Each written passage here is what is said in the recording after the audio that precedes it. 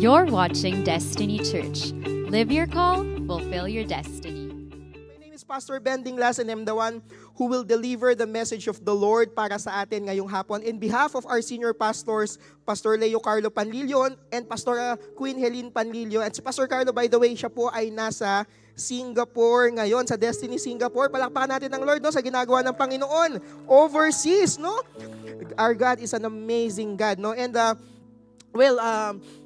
gusto kong din palang makita ang kamay ng mga naririto for the very first time. Pwede ka bang kumaway sa akin? This is your first time? Kaway ka lang quickly. Yes, welcome po. Welcome. Palakpakan natin. Sige, taas niyo yung kamay niyo kasi may mga ibibigay. Yan, ito po. Taas niyo yung kamay niyo, may mga ibibigay kasi sa inyo. Kailangan makita kayo ng mga ushers natin. May i-hand over sila sa inyo ng mga, sasabihin ko sana, loot bags. To party. May mga giveaway sila, no? Na ibibigay sa inyo.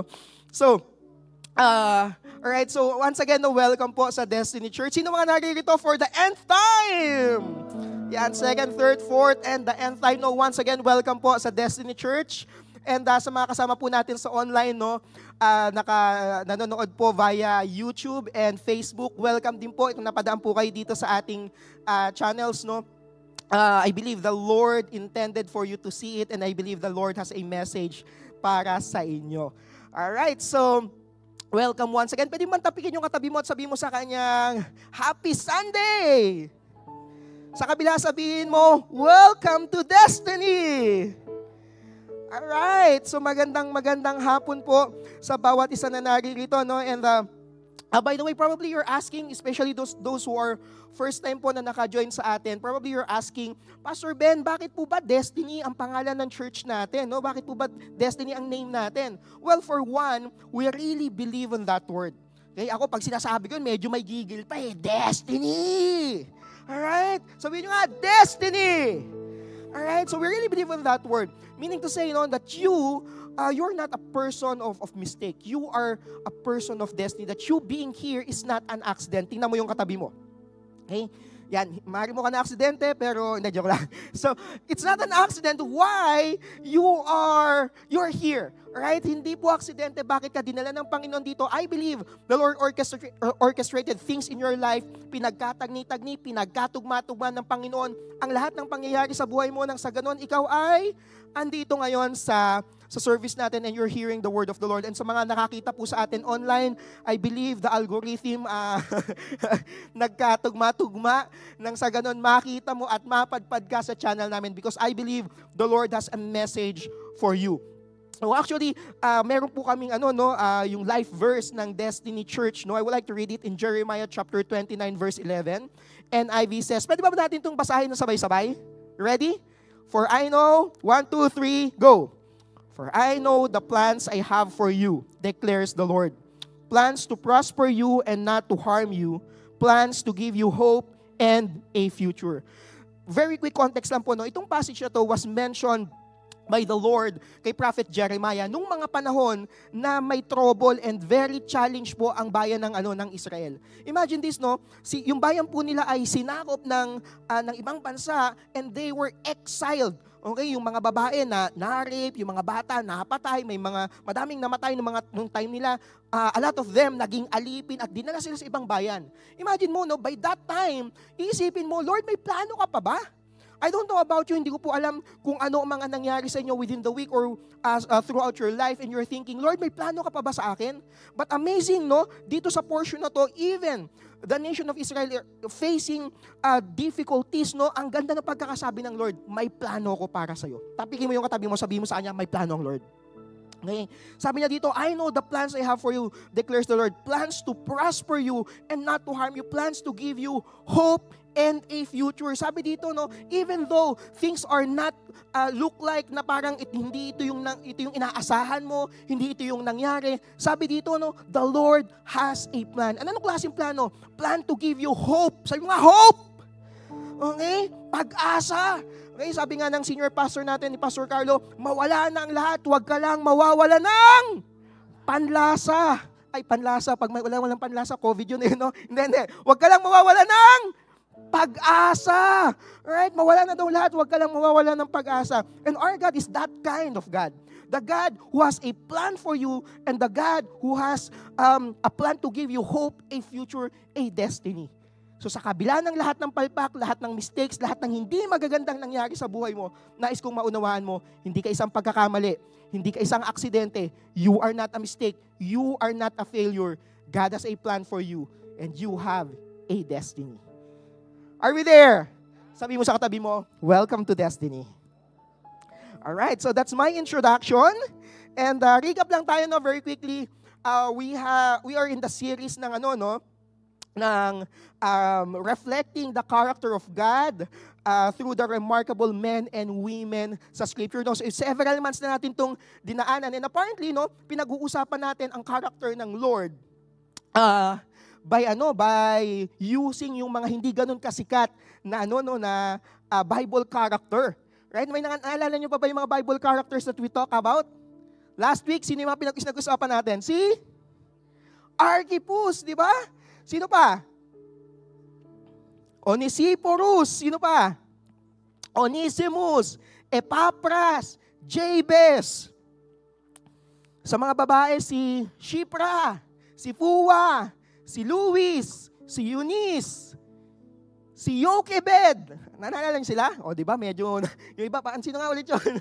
Pero, well, apparently, ginamit ng Panginoon, even this, sabi nga namin, pwede ding tawagin itong lessons from the lesser known. Hindi sila ganun kasikat, pero makikita mo dito na, oh my God, nakikilala ko ang Panginoon, their stories are reflecting the character of God, at nakikilala ko ang Panginoon. Alam niyo po ba, sa Destiny, ang vision natin is to know Him, to know God, and to make Him known.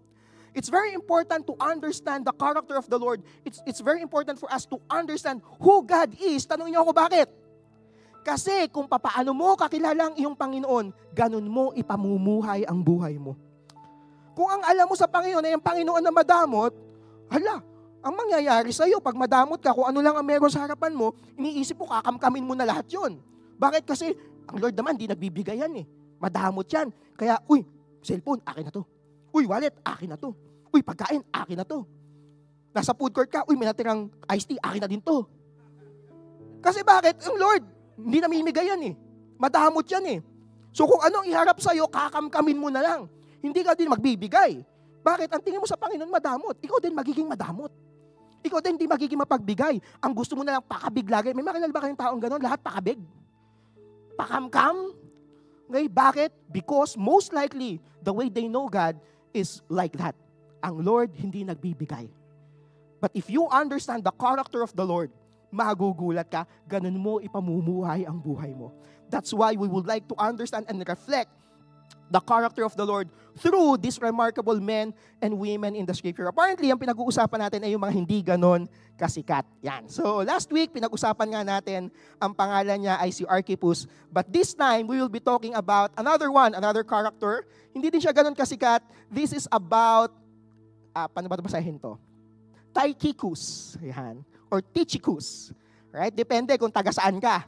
Okay? Sabi nga, pagka ikaw ay taga-ibang bansa, iba ang pagkaka-pronounce mo niyan. Di ba? Pagka sinabi na Robertson. Sa atin yun, Robitosin. Sa iba, Robertson. Kaya, ganon. Pero ito, Tychicus or Tychicus, depende kung taga saan ka. And we will be talking about the character of the Lord as a trustworthy encourager. Sabi mo nga, trustworthy encourager. Alright, and we will be looking into the story of this not a very famous man, Tychicus, about the character of the Lord as a trustworthy encourager. Are you excited? Sige, manalangin tayo. Father, I pray, Lord God, that you will speak, Lord God, sa bawat isa sa amin. Panginoon, dalangin po namin na itong mensahe na ito ay magbibigay, Lord God, ng kalakasan for those people, Lord God, who need strength. And Father, Lord God, it will give, Lord God, a healing for the broken heart as well. It will give vision, Lord God, for those people na hindi alam kung saan tutungo, Panginoon. It will give guidance and direction. Father, I pray, Lord, that this message will encourage as well, Panginoon, ang bawat isa na nangangailangan ng encouragement.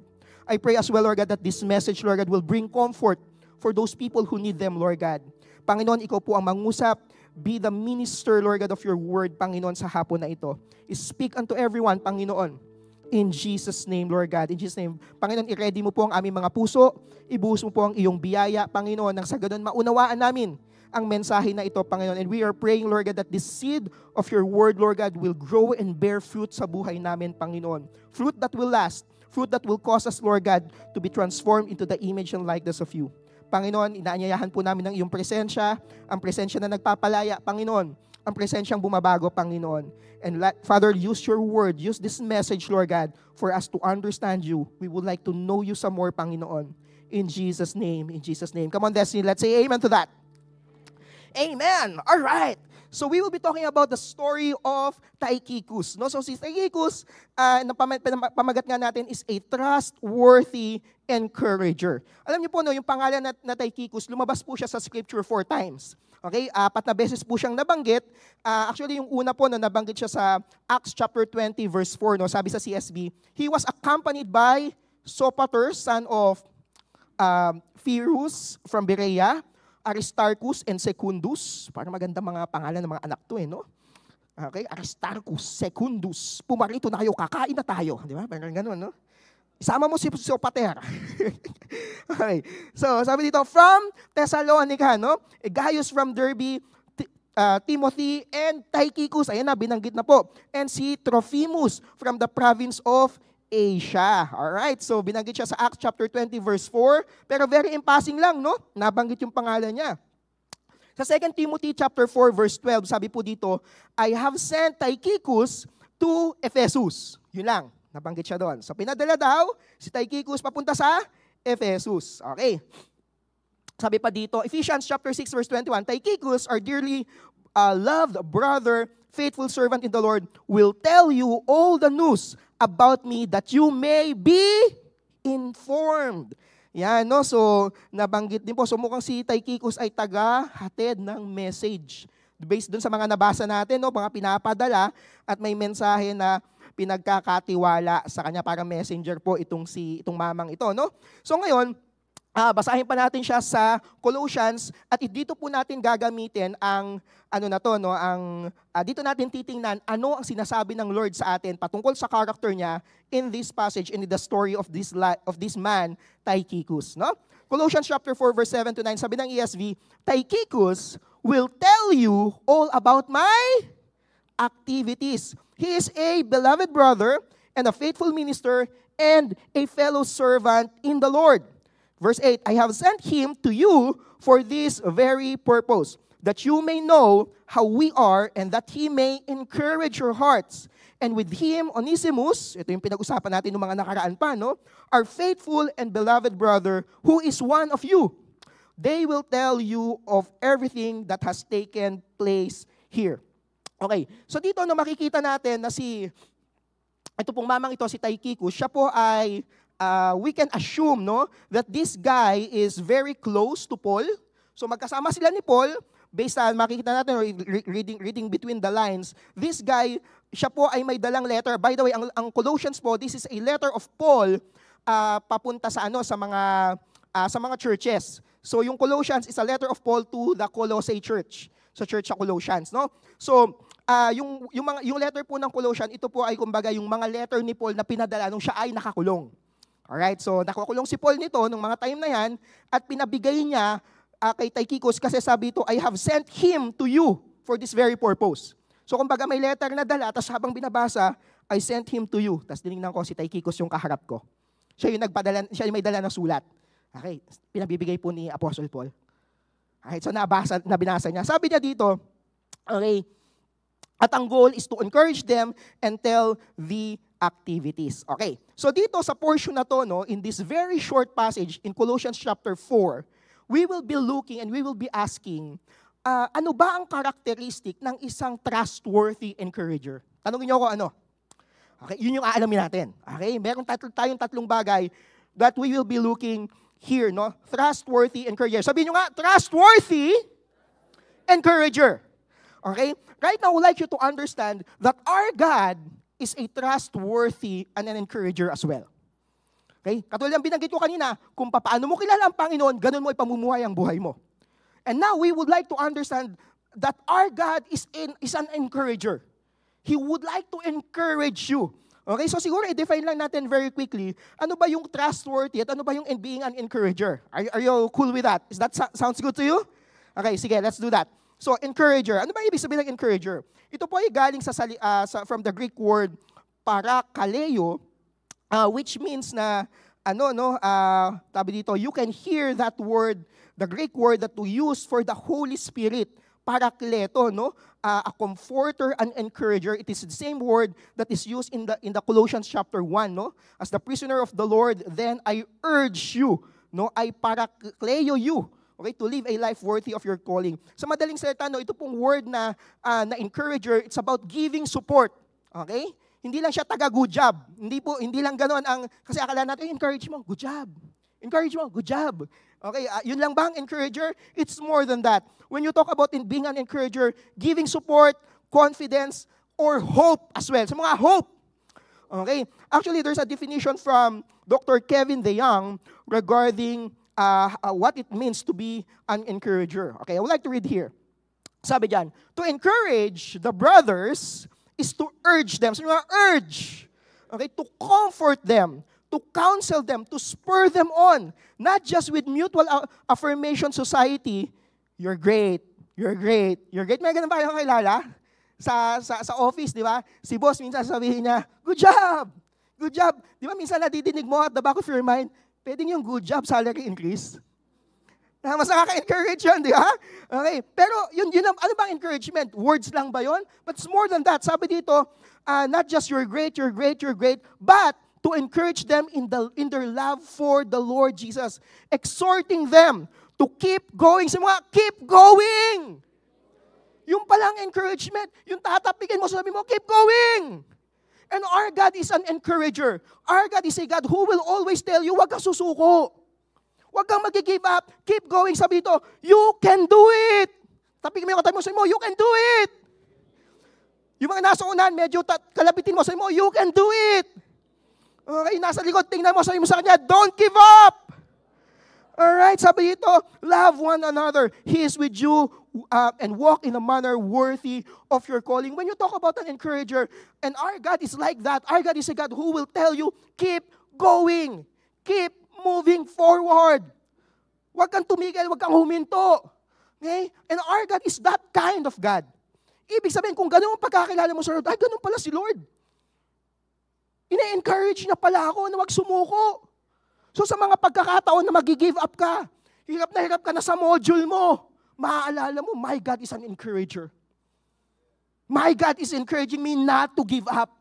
Sa mga pagkakataon na ayaw mong bumangon dahil kinakain ka ng iyong unan at kumot, madidinig mo ang Lord, encourager ang Lord, naalala ko sa kwento ni Tychicus. Hindi mo alala yung pangalang Tychicus, pero naalala mo, encourager si Lord.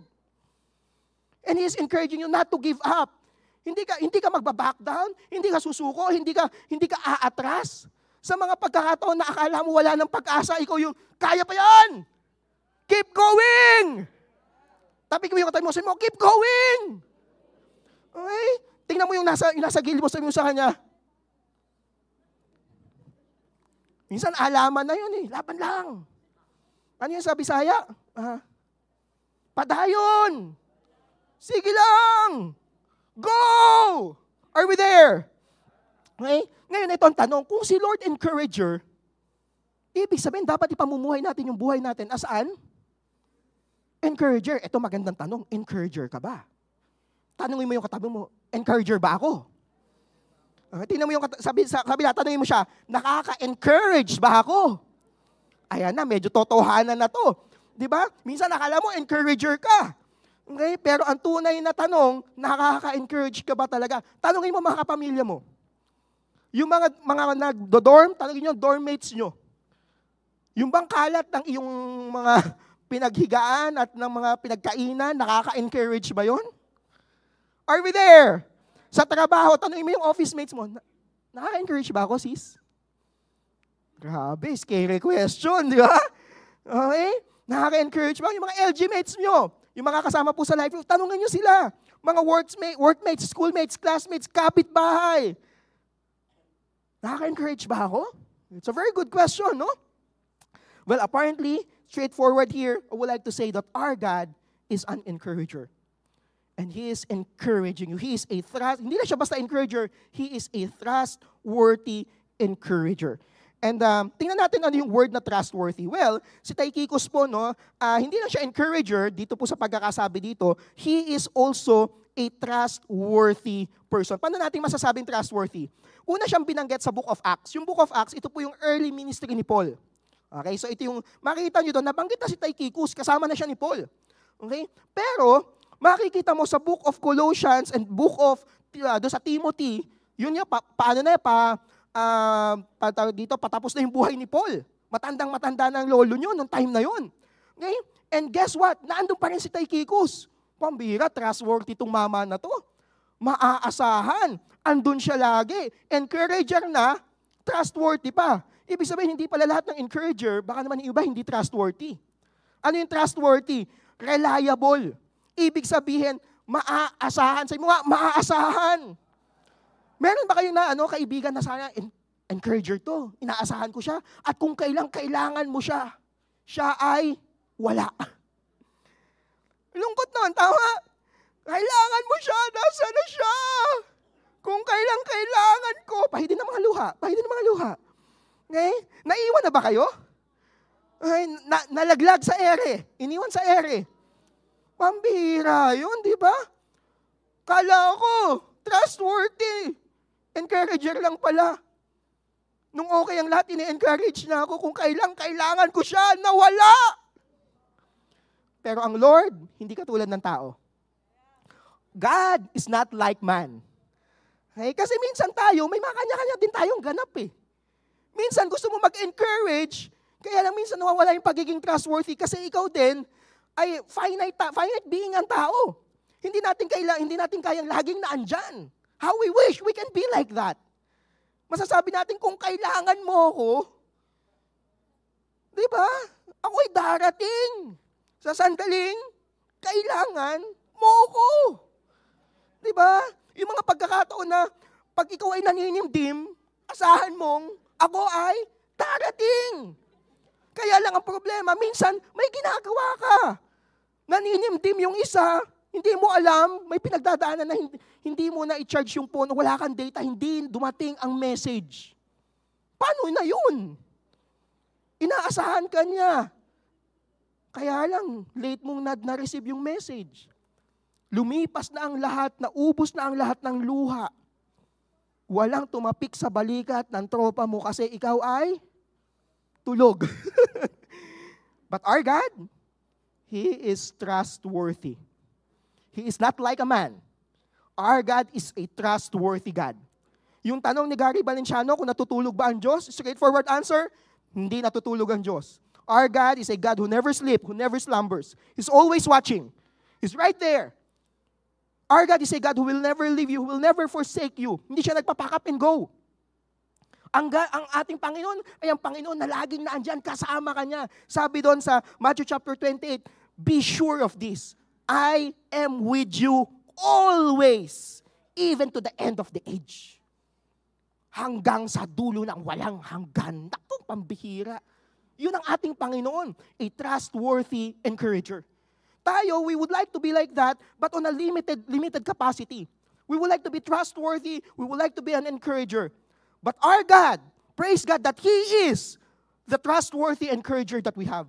Sa mga pagkakataon na wala ang tropa, mga pagkakataon na wala ang mga life group mates, mga pagkakataon na wala kang signal, wala kang ibang makontak, na andun ang Panginoon. Why? Because He is trustworthy. Are we there? At reliable. Reliable ang ating Panginoon. May basahin ng passage. Very quickly. Sabi po dito, Proverbs chapter 25 verse 19, sabi ng NLT, putting confidence in an unreliable person in times of trouble is like chewing with a broken tooth. Nasubukan nyo na yun? Kakagat ako kanan lang kasi masakit yung molar ko sa kaliwa. Nagkamali ka. Kumagat ka ng chicharon. Di mo alam kung paano, parang gusto mo sapakin yung katabi mo di ba? Sumasawsaw lang naman na suka yung katabi mo. Pero dahil sobrang sakit ng pagkakagat mo, unreliable yung ngipin. At ganun daw ang mga unreliable na tao. Pag hindi trustworthy ang isang tao, parang kumagat doon sa sirang ngipin. Masakit. Ano pa daw? Para ka daw naglakad on a lame foot. Yung paa mong na-sprain or may sugat, di ba? Nakakaano yun? Pagka yun yung naiapak mo, ay naku na mali, pambihira. Mahirap yun. Okay? At ganun daw ang unreliable tao. Praise God because our God is a trustworthy encourager at hindi siya katulad ng tao. He's always there for you. He will never leave you. He will not forsake you. He is a trustworthy encourager. And palakpakan natin si Lord. Sige, palakpakan natin si Lord. Amazing. That is an amazing one, no? And so ngayon, grabe ito pala itong kwento ni Tychicus, no? Ang dami na agad nating nakuha. Simula pa lang. Okay? And si Tychicus, makikita natin, siya po ay isang trustworthy encourager, no? And ang question, ano ba ang characteristic ng isang trustworthy na encourager? Pastor Ben, pwede ba natin mas linawan pa? Anong ibig sabihin ng trustworthy encourager? Pwede ba nating himayin yun? Are you excited for that? 3 bagay. At titingnan natin yung kwento ni Tychicus, specifically Colossians chapter 4 verse 7. Isang verse lang. At meron tayong 3 bagay na kukuhanin dito. Amazing Bible, tama? Amazing, imagine mo, 1 verse lang, pero sangkatutak na po ang mananamnam natin dito. No? Colossians chapter 4 verse 7, sabi ng ESV, Tychicus will tell you all about my activities. He is a, number 1, beloved. Number 2, faithful. Number 3, fellow. Yon ang characteristic ng isang trustworthy encourager. Titignan natin isa-isa. Okay, number 1, beloved brother.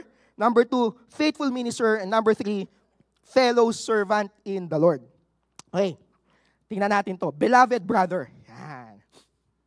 Ang isa daw trustworthy encourager is a beloved brother. Dahil may mga babae, beloved brother and sister. Yan, okay? Si Tychicus po was not only a brother. He is a beloved brother. Sabi nyo nga, beloved brother. Okay? He is a dear friend. Okay, makikita natin dito, no, dun sa mga letters ni Paul, Paul describes him with terms of endearment. Meaning, this friend was close to him. Sabi mo nga, close. Ibig sabihin, ito pong si Tychicus, makita nga natin, simula sa Book of Acts, simula nung nag-minister si Paul, hanggang doon sa Book of Letter to Timothy, mamamatay na siya, andun pa rin po itong mamang Tychicus na to. Ibig sabihin, this person is very close. Sabi mo nga, close.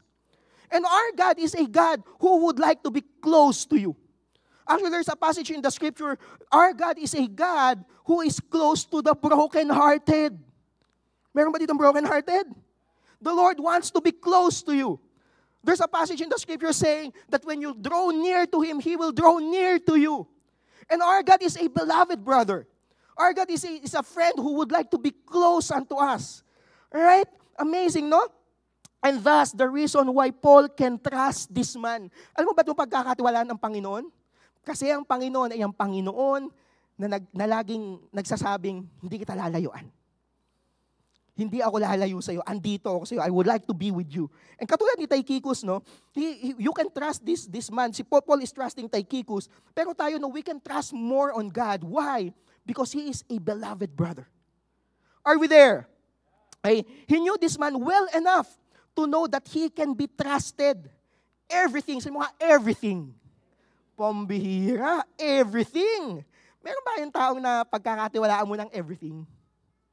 Yung alam mong pag nagkwento ka, hindi ka imamarites. Yung alam mong pagka nagkwento ka, hindi ka ilalaglag. At hindi niya i-screenshot yung usapan nyo, tapos sasabihin nyo dun sa iba, or yung, hindi ito yung mga tao na kumbaga akala mo, mapagkakatiwalaan, pero yung pala may group chat na para sa'yo. At pinag-uusapan ka at pinagtatawanan ka dun. Sakit nun, sino na gano'n na? Ang sakit nun. Pagka yung kala mo mga kaibigan mo, mga best friend mo, yung pala, nilalaglag ka na behind the scene. Sakit nun. Alam niyo yun, damdamin. Puso't laman, dugot atay, damdamin. Pero masakit yun. But apparently, here, we can understand, wow, my God, He's a beloved brother. Hindi niya ako ilalaglag. Okay? In other words, Paul has nothing to hide from his friend. May mga ganun ba kayong tropa, yung pwede kang maging ikaw, na alam mo hindi ka nila itatatwa, na pagsasabihan ka nila, mababad trip sila sa'yo, iko-correct ka nila, pero kaibigan mo pa rin. Yung pwede nga maging transparent, yung parang mga life group mates. Baka sa yung ibang life group mates nyo, pero medyo nagtatago ka pa eh. Kailangan, hallelujah, praise the Lord lang ako pagkakaharap sila. But the true friend, a beloved brother, a beloved sister, you can be transparent unto them. Okay, with them, no? He can show him not only his strength, but also the weaknesses as well. Why? Tanungin niyo ako bakit? Because he is a beloved brother. Are we there? Beloved brother. And I would like to read a passage in 1 John chapter 4, verse 11. Sabi dito, NIV. Dear friends, since God so loved us, we also ought to love one another. Kaya pala ako magiging beloved brother kasi merong nagmahal sa akin. You cannot give what you do not have. Hindi mo kaya magbigay ng pag-ibig kung una sa lahat, ikaw ay kapos at tigang ng pagmamahal. And here, amazingly, sabi dito, since God so loved us, that's why we can love one another as well. We can love a brother. Alam niyo po, no, Destiny Church, tayo po, we're existing here not just for this place. The Destiny Church is existing for 25 years for the very reason of the people out there na kailangan ng pag-ibig. Na hindi man lang nila nalaman na meron palang trustworthy encourager. Na hindi pala kailangang magpakamatay, mag-suicide, lumayo. Bakit merong encourager? And someone needs to go there and tell them. At ang tawag sa kanya ay, beloved brother. Pambihira, yung pala yung purpose kung bakit natin naranasan yung pag-ibig ng Lord na yun. For God so loved us.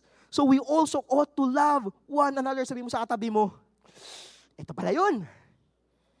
Tapingin mo siya, sabi mo, beloved brother. O yung katabi mo isa, yung sister yan, beloved sister. Sabi mo. Okay? Jump ako verse 19. Sabi ito, 1 John chapter 4 verse 19. We love because He first loved us. Kaya pala tayo nakakapagmahal. Kaya pala tayo nagiging beloved brother. Because first and foremost, our God is a beloved brother unto us. The God who loved us first. The God who, sabi ito, no, whoever claims to love God yet hates a brother or a sister is a liar. For whoever does not love their brother and sister whom they have seen cannot love God whom they have not seen. And He has given us this command. Anyone who loves God must also love their brother and sister. Some recommendations and some unsolicited suggestions that I have here. Kung meron po ilan sa inyo, meron kayong kaalitan, and you're claiming that you love God, you may want to go first to that person and ask for forgiveness. Tol, pare, sorry na minit ulo ko eh. Sis, okay na ba tayo? Pwede bang ayusin natin to? Humingi ka ng tawad. At ikaw naman, kung hiningan ka ng tawad, huwag ka nang magmataas. Ibigay mo yung pagpapatawad na yun. Kasi that is the command of the Lord. We forgive one another. Kasi pinatawad din tayo. Tingnan mo yung katabi mo. Saan katutak ang kasalanan yan? Hindi natin alam. Ang ganda lang ng mga bihis natin eh. Pero ang Lord, sa kabila ng lahat ng postura na to, may karumihan tayo, pero kita niya lahat yon at pinatawad niya tayo. Alam niya, hindi lingid sa Kanya lahat ng ginawa nating kamalian, lahat ng kababuyan, lahat ng walang hiya na ginawa natin. And yet, He called us beloved brother. We can be transparent unto Him. Actually, we are transparent unto Him. Wala tayong maitatago. Pero minahal ka pa rin ng pambihirang pag-ibig na yun. Even to the point of dying on the cross. And that, my friends, beloved brother. Sabi mo sa katabi mo, beloved brother, beloved sister. Okay? Thus, an encouragement and some unsolicited suggestion that I have, kung meron po kayo mga kaalitan, especially within the church, mga ka-life group mates nyo, mag-ayos kayo. Tanungin nyo ko bakit? Ang lalaki nyo na, tatandaan nyo na. Seryoso, maikli ang buhay. Madami tayong gagawin. Madami mga kailangan ng mga tao, hindi pa nila nadidinig na mayroong trustworthy encourager. Nadi-discourage na. Tas walang pumupunta doon. Bakit? Tayo mismo, hindi nagkakaayos eh. Are we there, Destiny?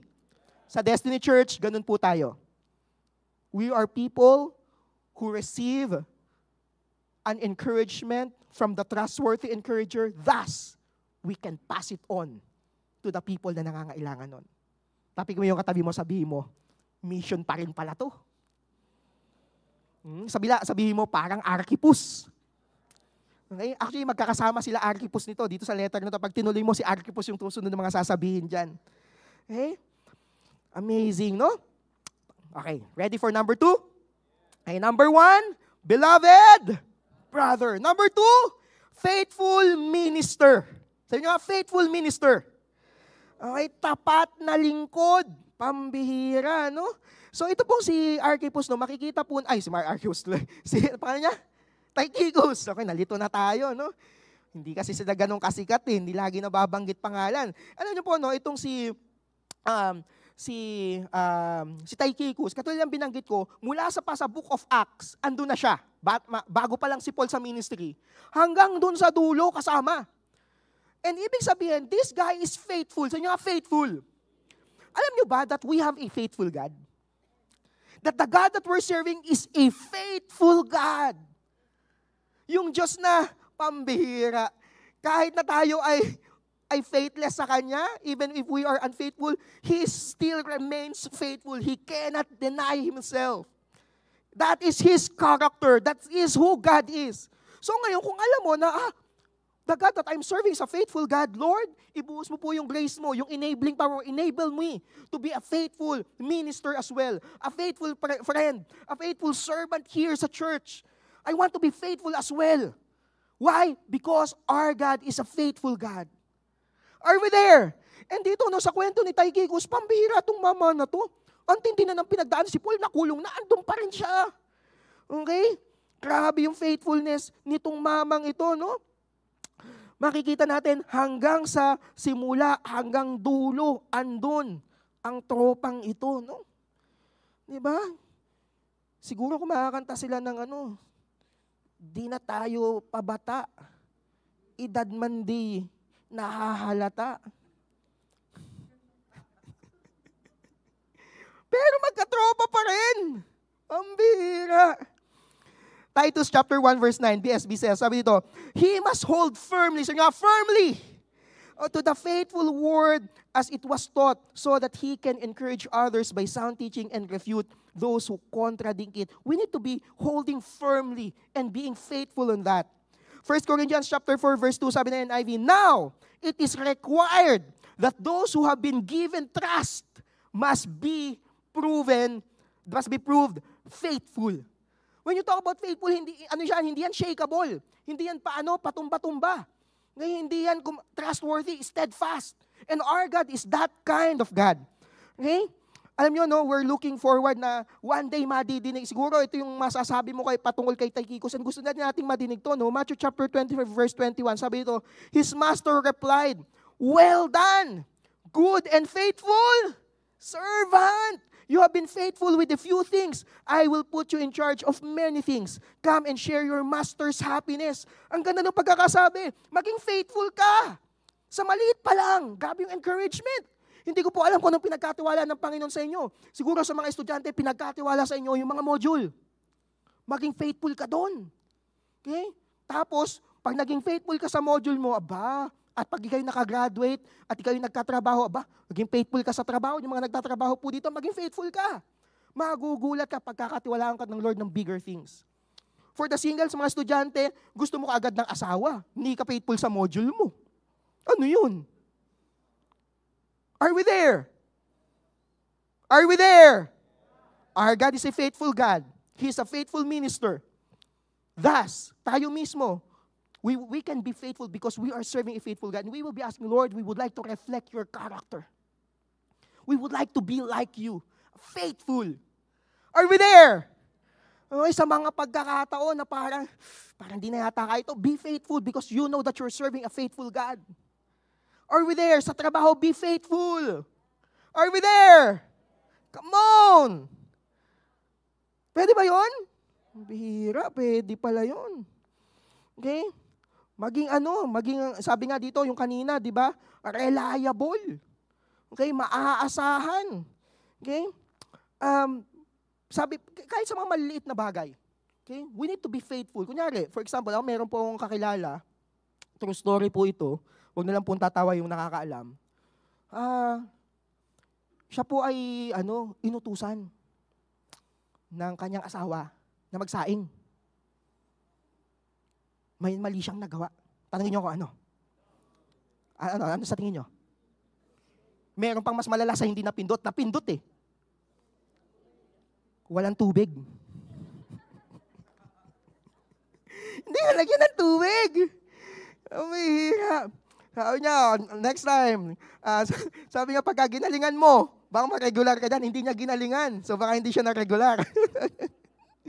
No. What I'm saying here is, even in small things, of course, that's funny, and of course, hindi naman yun talaga yung main context nun. But what I'm saying is, even in those small things that we have, that was entrusted unto us, let's be faithful unto that. Hindi dahil gusto lang natin magpabida sa mundong ibabaw, but because we are serving a faithful God. And we are reflecting His character. We are far from perfection, malayo pa tayo doon. Magdarating ang perfection pag dumating ang Lord or kunin niya tayo, whichever comes first. Pero up until dumating yung moment na yon, di talaga tayo glorified body. Tayo ay may mga lapses, may mga pagkakamali, but we try to be faithful and we pray and we ask, Lord, help us to be faithful because we are serving a faithful God. Are we there? Lamentations chapter 3 verse 22 to 24. Sabi dito, the steadfast love of the Lord never ceases. Sabi nga, steadfast. Yung word na steadfast, ito yung firm, unshakable, no? Sabi ito, yung pag-ibig daw ng Lord ay hindi humuhupa, hindi natatapos, hindi napapagal. His mercies never come to an end. They are new every morning. Great is your faithfulness. Kaya talagang yung song, mapapaawit ka, Lord, pupurihin ka sa awit. Itataas ang aking tinig. Tumutula lang ako. Hindi ko talaga kaya yun eh. Yun lang yung kaya natin. Itatanghal sa buhay ko. Tangi ikaw, O Diyos. Bakit? He is a faithful God. His mercies and great is His faithfulness. Okay? 1 Thessalonians chapter 5 verse 24, sabi niya, the one who calls you is faithful and He will do it. Alam niyo yung mga pangako ng Panginoon? Basahin niyo Bible niyo, tingnan niyo, magugulat ka. Yung mga pangako na yan, ang ating Panginoon ay ang Panginoon na hindi tawag dito, binabaliwala yung mga pangako niya. Pag nangako siya, He will do it. Make sure na nasa Bible yung pangako na yon. Kasi baka naman inisip mo lang, pangako ng Lord magiging kami. Wala naman sa Bible yun. Isip-isip mo lang yun. Sabi nga ng Ben and Ben, katang isip. Yan. Naisip mo lang, baka kami, ang ganda, Lord. Ay, talaga, Lord. Grabe naman yung revelation na yan. May pagganong-ganong ka pa. Lord, talaga ba? Ay, siya ba, Lord? Naku, may sign. May sign. Umiihip ang hangin. Umiihip naman talaga ang hangin. Nakabukas electric pan mo eh. Hindi yung pangako na ganun. Gawa-gawa mo lang yun eh. What I'm saying is the Word of God, the promised Word of God, written in the Bible. And those promises are faithful and true. And He will do it. It will not be delayed. It will be right on time. Are we there, Destiny? Okay, by the way, sa church natin, hindi tayo ganun, ha? Hindi yung, Lord, sign, ay, siya nga. Nagtangs ka na, siya na ba? Siya na nga. Naku. Hindi tayo ganun, okay? We go into the Word. Binabangga natin sa salita ng Panginoon. Are we there? Okay? Up until the word of the Lord came to pass, the word of the Lord will test Joseph. Yung pangako na yan, itetest ka ng word na yan. Itetest ka niyan. May pangako ang Lord, it will put you into test. Up until that word will come into pass, the word of the Lord tested him, tested Joseph. Are we there? But wait, our God is a faithful God. Like Tychicus, grabe yung faithfulness niya. A faithful minister. Grabe, patapos na tayo. Number 1, beloved brother. Number 2, faithful minister. Alright, number 3, fellow Servant sa Tagalog, kamanggagawa. Okay, so yung mga servant. Okay, our God is a servant. And right now, I would like you to hear this, Destiny, no? Tayo po, no, isa sa mga core values ng Destiny, sa Destiny yung letter S, servanthood. Tayo yon, servant leadership. Tayo yon. Destiny, we are here to serve. We are here to serve the body. We are here to serve the church. We are here to serve the country. We are here to serve one another. We are here to serve in the family. We are here to serve in your company. Hindi tayo bossy-bossy. Gusto ko lang linawin yung Destiny. Is this clear? That is our core value. You are here and you're hearing this because the Lord wants you to hear it. To hear this. You are a servant.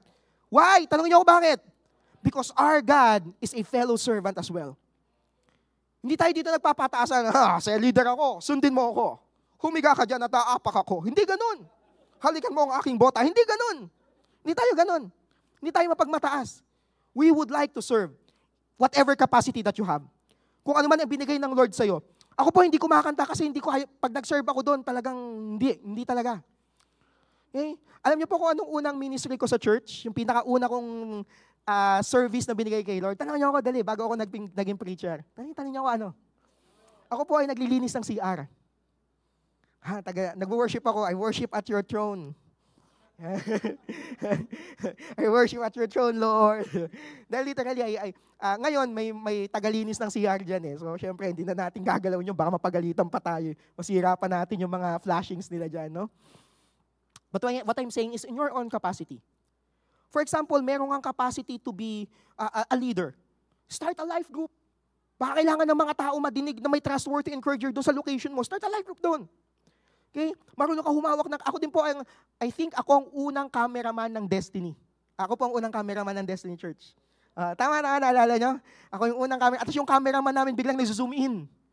Kasi sabi ni Pastor Carlo, yung may-ari daw noon namatay na. Hindi, joke ako. So, napulot lang. Nakita ko, uy kuya, gumagana pa to ha.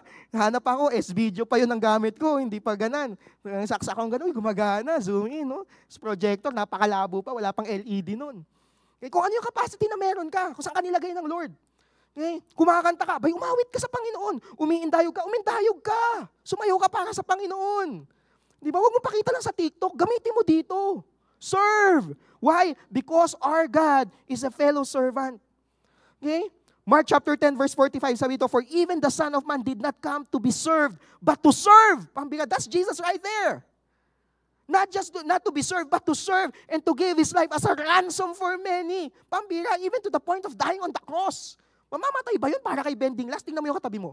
Mamamatay ka ba para dyan? O, di ba? Ihirap sumagot. Kasi hindi tayo Diyos eh. We are finite. May kanya-kanya tayong agenda. May kanya-kanya tayong gusto. With this flesh, ang hirap sabihin na parang, I will die for this person. Okay? But our God, He is God. And He is not like man. Pambihira, sabi niya, I gave my life for this person. While Ben is still sinner, I died for Ben. I gave my life as a ransom for many, including you and me. Pambihirang pag-ibig yan. He came here not to be served, but to serve. So tayo, kung ilan po sa inyo, well, karamihan sa inyo magiging boss ng mga kumpanya, pag naging boss kayo, naging leader kayo, na-promote kayo, be a servant. Serve. And serve well. Tanungin niyo ako bakit? Kasi core value natin yun. That's who we are. Because you are destiny. And because our God is a fellow servant. Amen. He came here not to be served, but to serve and give His life as a ransom for many. Philippians chapter 2, verse 7, rather, He made Himself nothing by taking the very nature of a servant, being made in human likeness.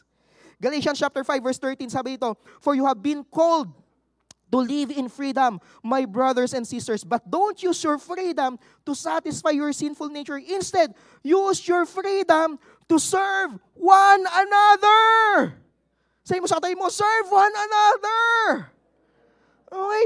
Ikaw mismo yung nangunguna. Hindi ikaw yung one another. Oy, sabi daw, serve one another. Isa ako sa one another, serve me. Hindi ganun. Okay? Hindi ka kapwa. Okay? Gusto kong tumulong sa kapwa. Gusto ko pong maging kapwa. Hindi ganun. Okay? Tutulungan na natin. Papagalingin ang kapwa. Gagamutin ang kapwa. Ipagtatanggol ang kapwa. Gusto ko na lang pong maging kapwa. Destiny, hindi tayo ganun. We would like to reflect the character of the Lord, a servant. Are we there? Grabe itong kwento ni Tychicus. Sino nabibless ngayon sa mensahe na ito? Pambira, very short. Pero grabe. Jump pack. Tawagin ko yung mga manunugtog dito. Okay? So yun daw ating freedom, gamitin daw natin to serve one another. Kaya ka tinanggal sa gapos na yan because God will use you to serve. Kunyari, yung iba naman sa inyo, talagang hindi ka naman leader, hindi ka talaga tumutugtog, hindi ka sumasayaw, hindi ka din nagpe-preach. Pero sang katutak yung pera mo sa bahay. Natatabunan kapag binubuksan yung cabinet. Yun ba kayo gifting mo to serve? Serve! Madaming paggagamitan yan. May outreach ang Destiny, may uplan opcat, may ano pa yung mga ginagawa natin sa may upcoming na Destiny Weekend, may mga youth camp, merong ang capacity to give. Come on, by all means give. Pinalaya ka ng Panginoon from the bondage of poverty. Bakit? Para maging blessing ka to serve one another. Beloved brother, faithful minister, fellow servant. Romans chapter 12 verse 11 NLT says, never be lazy, but work hard and serve the Lord enthusiastically. Pambira, ito pala tayo. Ito pala ang reflecting ng character ng Lord. Gamit ang kwento ni Manong Tychicus. Pambihira. Mag-e-end na tayo, Bago natin purihin ang Lord, bago tayo umawit ng pupurihin ka sa awit, itataas ang aking tinig. Itatanghal sa buhay ko'y tanging ikaw, O Diyos. Bago natin awitin yun, bago natin itaas ang pangalan ng Panginoon, I would like to end in this portion. So, si Tychicus, tawag doon? Ano yung sinabi natin kanina? Beloved brother. Ako yung nakakalimot Beloved brother, faithful minister, fellow servant. Yan. Tuloy natin, verse 8. I have sent him for this very purpose, that you may know how we are and that he may encourage your hearts. Si Tychicus has a specific purpose. So each one of us has a specific purpose as well. Here, si Tychicus was sent that he may encourage the hearts of the people who's reading that letter. Alam niyo, we can assume na si Tychicus ay taga-deliver ng sulat kasi parang ganun yung laging pinadala si Tychicus, basahin yung sulat na ito. Pinadala si Tychicus, parang mailman, messenger. So ngayon, itong manong na to, na-realize ko lang, na parang grabe pala itong messenger na to. Nagdadala siya ng encouragement sa hearts ng mga tao. Where we remembered a passage in Proverbs chapter 25 verse 13. Sabi dyan, like a snow-cooled drink. Pag mainit ang panahon, sino dito ang sarap uminom ng sa malamig? Di ba? Sabi dito, like a snow-cooled drink. At harvest time, kasi nung araw, yun yung ginagawa nila, nag-harvest sila, is a trustworthy messenger to the one who sends him. He refreshes the spirit of the master, of his master. May refreshment. So as a messenger, a trustworthy messenger, nakaka-refresh pala siya. May isa pang passage, chapter 25 pa rin, pero verse 25 na. Proverbs 25:25, sabi dito, like cold water to a weary soul is good news from a distant land. Pag daw nakadinig ka ng magandang balita, pambihira, parang napapawi ang uhaw mo. Ganun pala ang tagapagdala ng balita. So ngayon, yun yung role ni Tychicus, taga-refresh, taga-encourage ng mga discouraged na puso. Good news from a distant land. Which reminded me, a very good passage in Isaiah chapter 52 verse 7. Sabi dito, how beautiful on the mountains are the feet of those who bring good news, who proclaim peace, who bring good tidings, who proclaim salvation, who say to Zion, your God reigns. Naniniwala po ako, Destiny, na tayo po ay naririto in order for us to serve this generation. Every one of us pinagbuklod-buklod po tayo ng Panginoon for a specific mission. Si Tychicus for a very specific purpose, to give encouragement. So andito tayo, didinig natin tong mensahe na to. Wow, I have a God, a trustworthy encourager. I'm serving that kind of God. But apparently this is a broken world. Madami pong tao na they never heard that there is a God who can love them. Nung po nakilala ko ang Panginoon, I was an atheist. Hindi ko alam na sa kabila pala ng ang tatay ko, iniwanan niya na kami. I grew up without a dad. I can find a father figure sa ating Panginoon. And someone told me that. Buti na lang. Kung hindi, it's either, baka nakakulong ako yun, patay na ako, o baka nasa bundok ako, one of the CPP, NPA. But praise God, 21 years ago, I was like that. And now, pambihira. Nitingnan ko, sabi ko, ilang buwan na lang, magkukurenta na ako. Ilang tumbling na lang. Life begins at 40. Pambihira. Tapos dati, totoy ako sa campus. Pero may nagdala ng good news. And right now, I believe, this message that you're hearing right now, you will be a trustworthy encourager as well to some specific people. Right now, I declare that. You will be a trustworthy encourager to a very specific people. Some of you in the campus, some of you in the community, some of you sa mga companies nyo. You will be reaching out people. Uhaw na yun eh. Mahihimatay na sa sobrang uhaw. And then suddenly, you came there, and you shared, I have a God. He's amazing. He saved me. Sa kalungkutan ko, sa depression ko, I have a God, a trustworthy encourager. And He can be your God as well. Pambihira. Like cold water to a weary soul is a good news from a distant land. That was Isaiah chapter 52. 1,500 years bago pinanganak si Lord. And then here comes Romans. In the book of Romans, may binanggit po si Paul sa letter na to sa Rome. No? Sabi niya, and how can anyone preach unless they are sent? As it is written, how beautiful are the feet of those who bring good news. Abay, oo nga naman. Sino magsasabi dun sa mga yon? Kung walang pupunta, araw-araw napunta ka. Sabihin mo, mukhang ikaw na yun ah. We will go out there. Destiny. We will be praying later that Lord, encourage us, bring courage, bring that courage, bring that fire from within. Stir up from within. Teach me how to do it. Give me wisdom on how to go out there. Na hindi mukhang religious, na hindi mukhang nakakatakot. Kasi dati nung araw, pag nag-share ako, nagbibigay, hindi mukhang good news ang dala ko eh. Hindi kasi ako marunong umiti. Siyempre, love ko na si Lord. Nakilala ko na siya. Ang alam ko lang, dahil nga atheist ako dati, love ako ni Lord. So ang news na ibadaling ko sa kanila, love din sila ni Lord. Kaya lang, wala pa akong alam nun. Walang nagturo, wala pa akong, bago pa lang ako nun. Parang few months pa lang. Tapos, ang utsura ng buho ko nun, afro, kulot. May hikaw ako, dangling, cross. Ang damit ko, kulay itim na, na dumi-dumi. Tapos yung pantalong ko, butas yung ganito. Lapit ako doon sa nakita ko doon sa kantin sa UP Manila.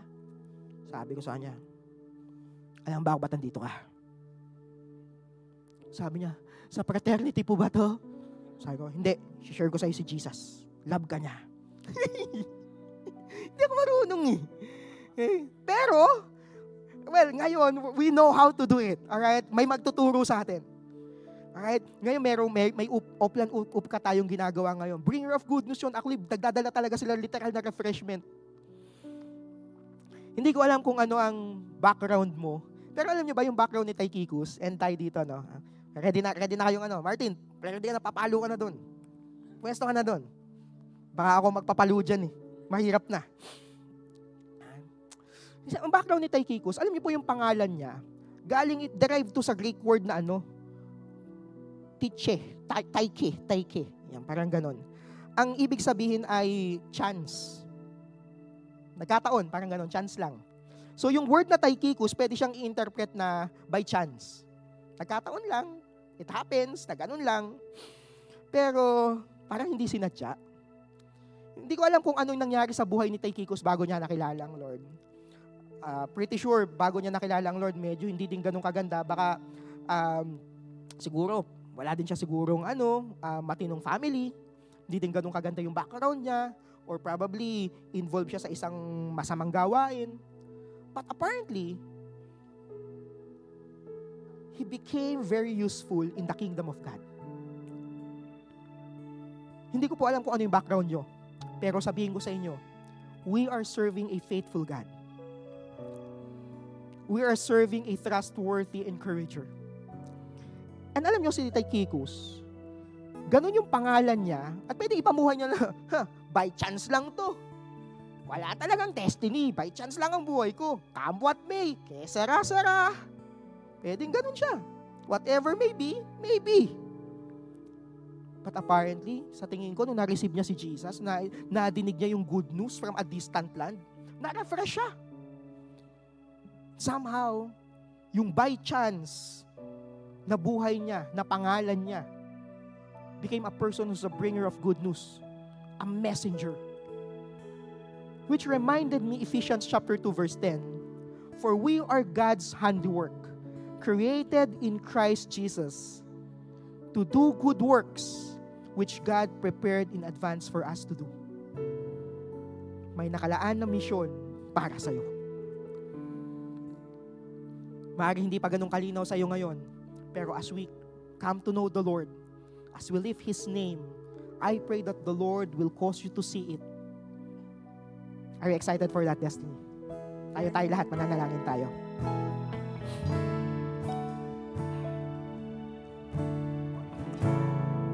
Right now, I would like you to close your eyes and then bow down your head. I would like to pray for you.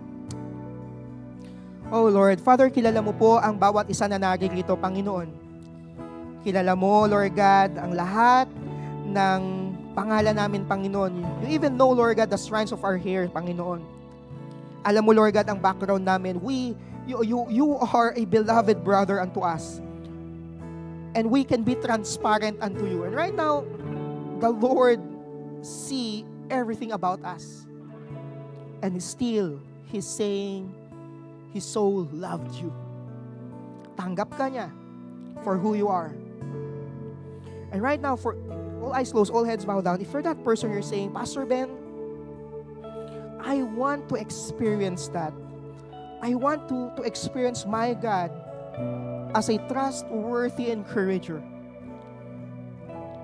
as a beloved brother, a faithful God, a faithful minister, and a servant. And right now, for that person, you're saying, Pastor Ben, I want to fulfill the destiny and the calling that God has placed for me, the way Tychicus did it. Right now, if you're that person, all eyes closed, all heads bowed down, I would like you to raise your hand and I would like to pray for you. Yes, Lord. Panginoon, kita mo po ang kamay ng mga naririto, Panginoon, ang lahat ng mga kamay na nakataas.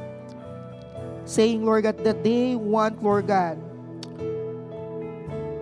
Jesus' name. Father, I pray, Lord God, that you minister unto them. You speak unto them, Lord. In Jesus' name, Lord God, in Jesus' name, speak unto them. Guide them accordingly, Lord God, to fulfill the purpose, the very purpose that you have called them, Lord God, to do. In Jesus' name, in Jesus' name. For it is God who works in you to will and to act in order to fulfill His good purpose. He has a good purpose in you. Right now, the Lord is speaking unto your heart. Father, I pray, Lord, that even, Lord God, throughout the week, as they meditate, Lord God, on this message, on this word, I pray, Lord God, that they will see the good purpose, Lord God, that you have in them, Lord God. The destiny, Lord God, that you have assigned to them, Lord God. The calling that you have unto them, Lord. And indeed, Lord God, we will be people, Lord God, who will be going out there, lifting your name, Lord God. And we will be declaring, Lord God, that your name is amazing, that your name is great. In Jesus' name, Lord God, in Jesus' name. Come on, Destiny, right now, I would like you to respond in this worship. Itaas natin ang pangalan ng Panginoon. Purihin natin siya. Pupurihin ka sa awit, itataas ang aking tinig, itatanghal sa buhay ko'y tanging ikaw, O Diyos. Higit pa sa kalangitan, ang iyong kalwalhatian, kadakilaan mo'y di mapapantayan.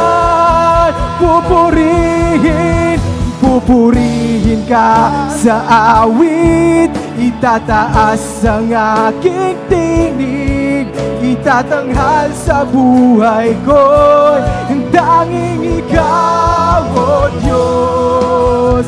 Higit pa sa kalangitan, ang iyong kalwalhatian, kadakilaan mo'y di mapapantayan. O Jesus, Jesus sa'yo ang Give the name of the Lord. kapurihan, kalwalhatian ngayon at magpakailanman. Jesus sa'yo ang karangalan, kapangyarihan ngayon at magpakailanman. O Jesus, Jesus sa'yo ang kapurihan, kalwalhatian ngayon at magpakailanman. Jesus sa'yo ang karangalan, kapangyarihan ngayon at magpakailanman. Pupurihin at pupurihin ka sa awit, itataas ang aking tinig, itatanghal sa buhay ko'y tanging ikaw, O Diyos. Higit pa sa kalangitan, ang iyong kalwalhatian, kadakilaan mo'y di mapapantayan. O ikaw ang tunay na Diyos, ika'y walang katulad, ika'y nag-iisa, ikaw lamang, wala nang iba.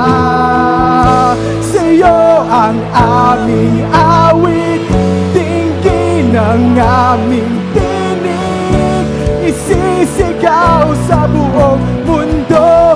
Ikaw ang tunay na Diyos, ikaw ang tunay na Diyos, ika'y walang katulad, ika'y nag-iisa, ikaw lamang, wala nang iba.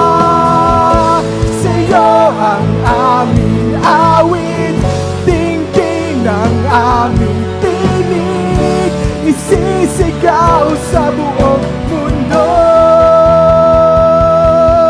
At pupurihin ka sa awit, tataas na.